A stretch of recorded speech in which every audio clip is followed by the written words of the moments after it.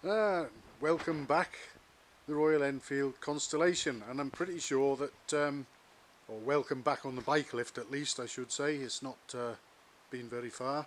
I'm sure a lot of people were wondering what happened to this one because it looked like it was sort of approaching the finishing straight, and then all of a sudden there's a BSA A65 on the bike lift where the Constellation was. Well, I had quite a struggle and quite a few unexpected issues with that BSA A65. Even when I thought I'd finished it, I only then found out that the bike was way too undergeared, so it came back on the bike lift for that, and alternator and a few other little bits and pieces to be done. Anyway, that is all done now, so I put the Constellation back on. And another thing that's been holding the Constellation up, I've been waiting for the tank to come back from the painters, because although the owner brought the tank here already re-chromed and repainted, and a lovely chrome job it is too, and a nice paint job, it was just black paint on the chrome, and I mentioned that perhaps some pinstriping on it would look good. The owner agreed, so off up the road went the tank to Lee, who does my painting, and he pinstriped it. So of course I had to wait for him, and I couldn't really do the last few things I wanted to do with it until I got the tank back, because that involved refitting the subframe, mudguard and seat assembly. That had to stay off until the tank was put back on. So basically it suited me that the A65 needed to go back on the bike lift, and it was no great hardship to take the Constellation off. But here it is, this tank all done and fitted properly, and that should be staying on now. There's no need that I know of for it to come off again, so I fitted the seat and mudguard and subframe assembly and connected up the wires to the tail light and brake light, and I know that all that lot's working. What else can I say about this?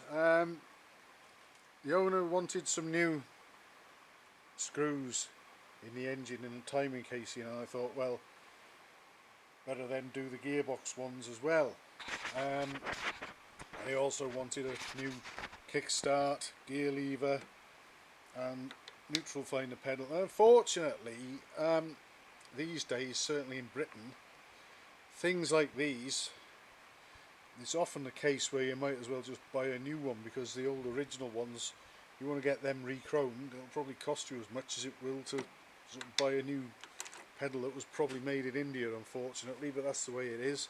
So that's what we've done here. But there's more to do and more to get.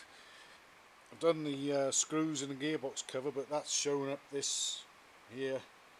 I need to get a new bolt for the neutral pedal, and those two little round covers there that go on the gearbox, they look terrible now, so get a couple of those as well. Other little jobs too. Should have all the bits now to enable the fitment of a rev counter, which is going to sort of sit sort of around there. We've got all the bracketry.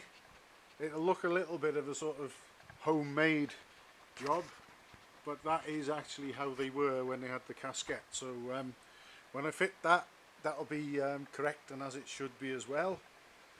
The whole thing's running, we know that, we've seen it running, and all I need to do as well, when I order those few little bits and pieces and the last few odds and sods now really, to sort of finish this job off, I might need to order the letters and numbers for the number plate as well before it goes out on the road.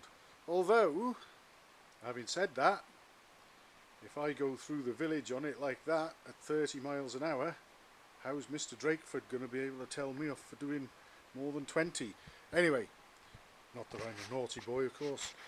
Now I will get the registration plate numbers and letters stuck on, and then once they're on, I'm also going to fit a new chain, because that one, although it's very clean and well oiled, it's very worn as well.